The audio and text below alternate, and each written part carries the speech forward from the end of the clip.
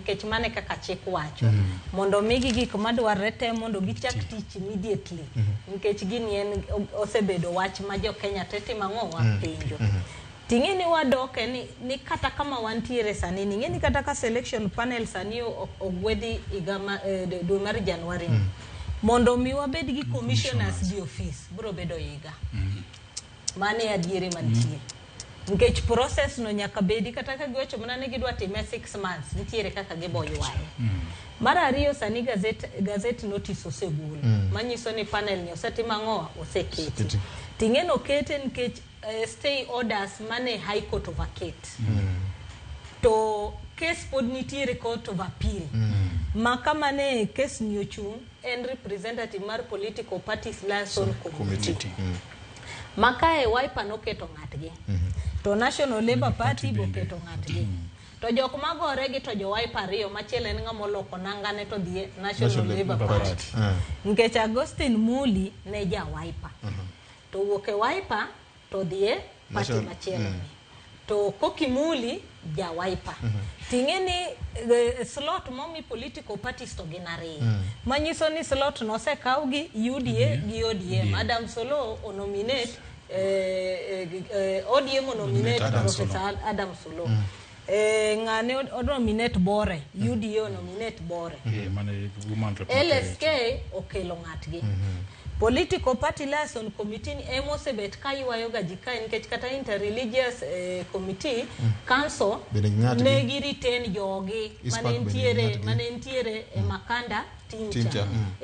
public service commission be okelo ng'atgi koro yudo kakae kata ka gazette notice ni nitiere doho kuchocho be pod wabro yware en mana ni ng'eni chikni ok owuoye wach quorum koro ng'ato nyalo wacho ni chikni ok owacho ni ka ng'ato achiel ogol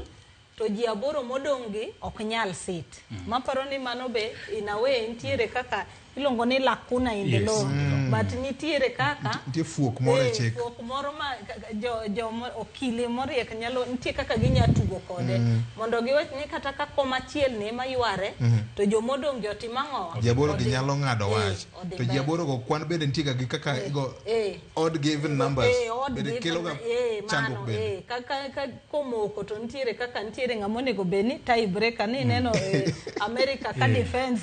nominee kano moko to vice president JD Vance emane koro tie breaker koro kae be mane kama koro nyalo mako wakae bas mar ariyo king'iyo kendo ing'e wabro dok e report mar Joan Kriegler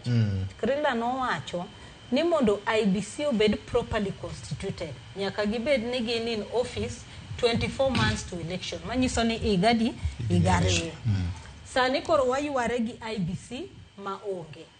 IBC ni kobiro time mar boundary delimitation no sekadho nikech chik wacho no time between 8 years and 12 years manyiso ni sani kata ka gitimo boundary review elections ma 2027 okwamul constituencies go bro chung 2032 ka jok ma bro chung e constituency go koro mano be en gimo ywayo wan nikech leo mar keto IBC in place wan gi pending by elections ma wan gi wan gi 3 constituencies gi 1 nominee mondo go beni bedo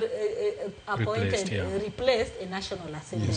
wan gi many ward by elections mar pending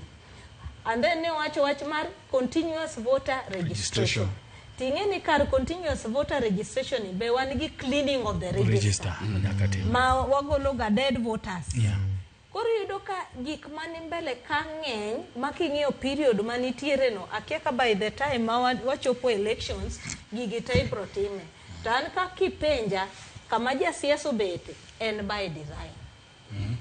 gini no se gor chon nyalo dok mane wan kik bedi in office nikech kata sani ka IBC obet mana by June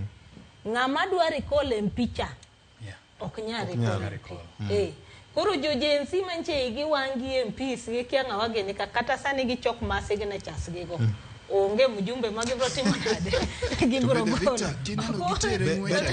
beto wangoge koro it was by design kuponi ineno gitere ng'wech ahinya makoka gichiwo ka joma nyoni